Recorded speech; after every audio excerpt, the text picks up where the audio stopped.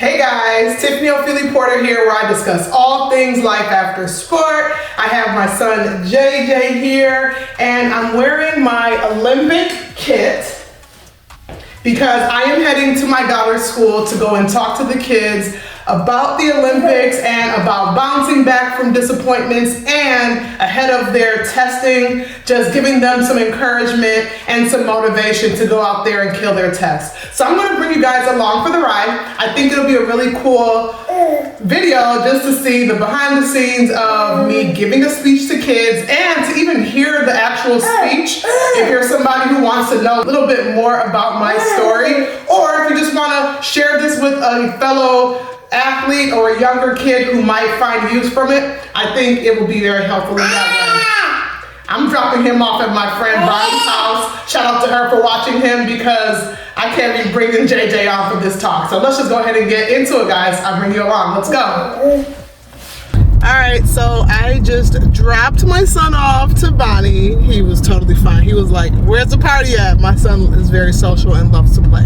And now I'm driving to Chi-Chi's school. I'm giving myself a little bit of a buffer to get there with enough time, set up my tripod, set up my microphone, have my slides kind of backup just in case their projector is not working. And I'm just such a perfectionist when I do stuff. Jeff is like, Tiff, it's kids, it's gonna be fine. Just being there and being motivating is enough. And I'm like, yeah, that's true. That's why I'm not like stressing out about it. However, I also want it to be a very good presentation. So I'm just trying to prepare. I even said a little prayer. It's going to be fine. It's going to be good.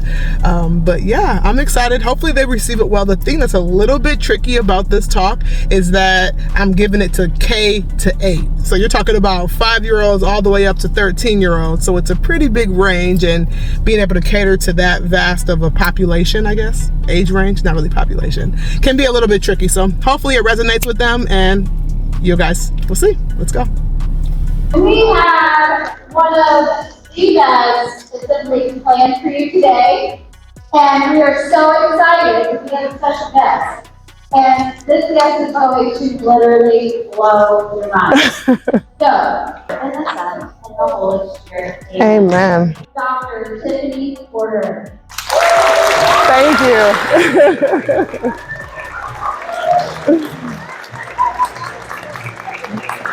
Thank you so much for that introduction. I am so excited to be here with you guys. And she mentioned it, but my name is Tiffany Porter, and I am a former world-class Olympic hurdler, and I ran track. Thank you. I ran track professionally for 12 years, and I am the current British record holder in the 60-meter hurdles. And I also was able to accomplish a lot of things, but like Principal Wagner said, I did attend 3 Olympic Games in London in 2012, in Rio in 2016, and most recently in Tokyo in 2021. So before we jump into it, I saw all of your guys' hands go up when she asked you if you know what the Olympics are. Can somebody real quick share what the Olympics are? The Olympics, also known as the Olympic Games, is a special sporting competition, like the birthday boy said, and the best athletes come together to get first, second, or third place. And it was my dream to compete in the Olympics since I was 4, so even younger than some of you guys. So I do come from a family of Olympians, like Principal Wagner said. My husband, Jeff, also competed in the Olympic Games in 2012 in London and in 2016 in Rio. I have a little sister who competed in 2016 and 2021, and she's currently training for her 3rd Olympic Games in Paris this summer. And then at the most recent Olympic Games, my husband coached both me and my sister to that games. So we all were there, but just in a very different way. And like Principal Wagner said, I do have an uncle who also competed in the Olympics. So how did I qualify for the Olympics? I committed to working hard. I always tried my best. I persevered when times got hard, and I won in track in middle school, in high school. I ran at the University of Michigan, and then I went on to run professionally. So competing against the best athletes gave me the confidence to go to the Olympic trials. And once you go there, you have to have the qualifying standard and then get top 2 to be selected for the team. So some of the lessons that I learned from the Olympic Games is that talent will take you far, but hard work will take you to the next level. So it's really important to always work hard and put your best foot forward so you are able to, have that talent showcased to the best of its ability. I always did try my best. I persevered when times got hard. That's actually a photo at my very first Olympics in 2012. One thing that I also want to note is great things don't happen overnight. So it is important, and that's my daughter right there, Chi-Chi, to commit to the process and don't get discouraged if you fail on your first try. Learning from your mistakes will certainly pay off. So I want to talk to you guys about doing your best so you can bust that test next week. Each and every one of you are capable of amazing things.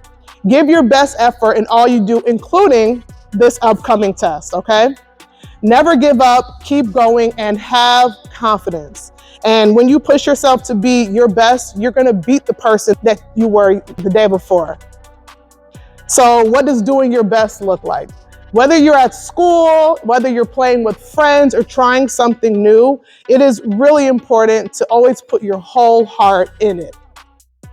Giving your best is important even when times get tough. When you do give your best, it builds your confidence, it shows others your capabilities, it proves to yourself that you can do it, it teaches you about yourself. I want to talk about the art of bouncing back. So as you can see in that photo on the top, I broke my shoulder actually at a track meet. And the one down there is when I won a world championship medal in Moscow. And I actually brought the medal in case you guys want to take a look at it. Pass it around. This is one of the medals that I won in 2013. That's a world championship medal. So an example of picking yourself up after failure would be in 2012, I had a back injury. So I went into the Olympic Games and it just didn't go the way that I wanted to. I was really disappointed, but the next year I worked really hard, I committed myself, I didn't give up, and I went on to earn my world championship medal, which is what she's passing out right now. And another example of when I was able to bounce back was after having my daughter, Chidera, who you guys saw. A lot of people said, oh, she'll never come back to competing. She's never going to be able to qualify for the Olympics. She just had a baby, and I was old by track standards. But I worked really hard and I was able to come back. And that year, I also won another world championship medal in 2016. And I have that medal here as well. That one was in Portland, Oregon. So I basically want you guys to remember that you might not always win, but having a winning mentality means that you learn from your losses and you get better each time. So that's another time when I fell. In the hurdles, we have a saying that you're not even a real hurdler unless you fall. So I fell plenty of times. And when I was training, I always brushed myself up and got back up when I fell. I want you guys to also be courageous and fearless when you are faced with obstacles. If you do fall or fail at something, pick yourself up, brush yourself off, and learn from it. On the upcoming test, if something is tricky or hard, remember that you are capable of incredible things. So having a champion mindset, even though I went to the Olympics and I was one of the best hurdlers in the world, I did not win every race that I competed in. I had to learn the importance of growing from those losses. I had a 12-year-long career, so as you can imagine, there were several races that I lost, but I was able to have longevity in my sport because I knew the importance of working hard and trying my best the next time around. So that's what I want you guys to keep in mind for your test as well, that you can be a champion and you can do incredible things if you put your mind to it. If I can do it, so can you. So real quick, I want you guys to just pause. Can you think about a time when you worked really hard at something, whether it was a drawing, a puzzle, or a school project, and you tried your absolute best? Can anybody think of a time? Can you? Do you want to share about it? Okay. When I was drawing a picture of a cat, I had to erase all the time until I got it right. It was really hard. My hand hurt a lot. That's right. But eventually, when you got it right, how did that make you feel? Happy. That's exactly it. So you always feel so accomplished and you always feel so great when you know that you gave something your all. I want you to remember that feeling of accomplishment and pride, and that's what doing your best is all about. So today, guys, as I'm wrapping up, I want us to make a promise to ourselves, okay? No matter what we do, we will always do our best, okay? Let's believe in ourselves, let's work hard, and show the world what we are capable of. Because when you do your best, you can achieve anything that you put your mind to, okay? So I'm gonna say something, I want you guys to repeat it after me, okay? I'm gonna say it first, and then I'm gonna count to 3, and you're gonna repeat after me, okay? We will do our best to bust that test, okay? On the count of 3. 1, 2, 3. We will do our best to bust that test. Okay, I need some more energy. One more time, guys. One more time. On the count of 3. Ready? 1, 2, 3. We will do our best to bust that test. I love it. That's awesome. You guys, good luck on your test. I know you're going to do great. And if you have any questions, I have about 5 minutes before they kick me out. I can answer any questions that you guys have. Yeah, sure. Go ahead. Absolutely. You get super nervous because, you're literally competing against the best athletes in the world, and you work 4 years for one 12-second race. So yes, I was very nervous, but I knew that I was capable, and it is important to be able to, navigate those nerves and use them to make you run faster. Good question. Yeah? How long did it take you to recover? That's a fantastic question. It was a long process. It was this bone right here. So they wanted me to be out for like 4 months, and that just wasn't going to happen because it was a really big year. So I was in a sling for a little while, and I was literally running with one arm. And I want to say I was like kind of out, like not able to run fully for like 6 weeks, but I was still able to train and cross train, even though I did have that broken shoulder. Yeah? So yes, I did. I was a sprinter at first, and I started the hurdles in high school. At the University of Michigan, I did long jump as well, the 100 hurdles, and I did sprints, 100, 200, 400. But when I became a professional and went to the Olympics, I specialized in the 100 hurdles. I also did the 400 hurdles and 300 hurdles too. So I did a little bit of everything. Yeah? Yeah, I was 22 at my first Olympic Games. Yeah, buddy? How did you get to the Olympics? I had to work really hard, and I knew even though I wanted to run when I was 5 years old, I had to kind of trust the process and knew that it was going to take time. So I had to run really fast in middle school, then high school, then college, and then as a professional, and then I was able to qualify when I was a little bit older. How many years did you do it? I started running track around 4 years old, and I retired at 33. So for the majority of my life. I just retired like 2 years ago. All right, yes, buddy? What inspired you to be in the Olympics? In case you guys didn't hear him, he said, what inspired me to be in the Olympics?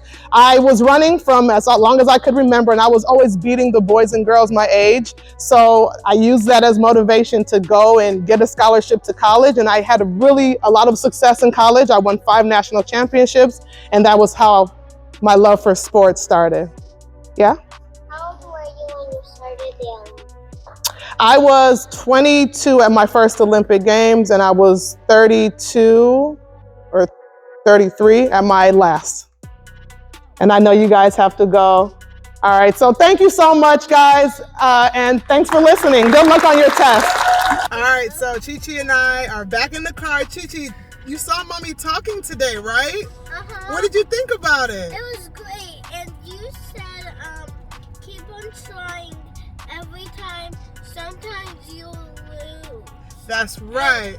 But you have to bounce back and always give your best, right? Yeah. I'm glad that you were able to watch me because at first I thought it was only going to be the kindergartners, but they brought Chi-Chi's class in to hear me speak as well. So we just stopped to get some Slurpees. Wait, can I have a vanilla baby? Here you go, baby. I can't wait for vanilla baby. You got it? And now we're about to go pick up JJ. It was a good talk, you guys. I really enjoyed that. Hopefully you were able to hear me okay. And I hope that you gained something from my speech, because honestly, a lot of these messages, even though that was a talk for kids, are transferable for adults as well. So hope you enjoyed this video. Like, comment, and share with somebody who might find it useful. And go ahead and subscribe to join the family as well while you at it. And I will catch you guys in the next video. Chichi, can you say peace? Peace. Do not be a sore loser. That's right, baby. Don't be a sore loser is what my daughter said. Bye, guys.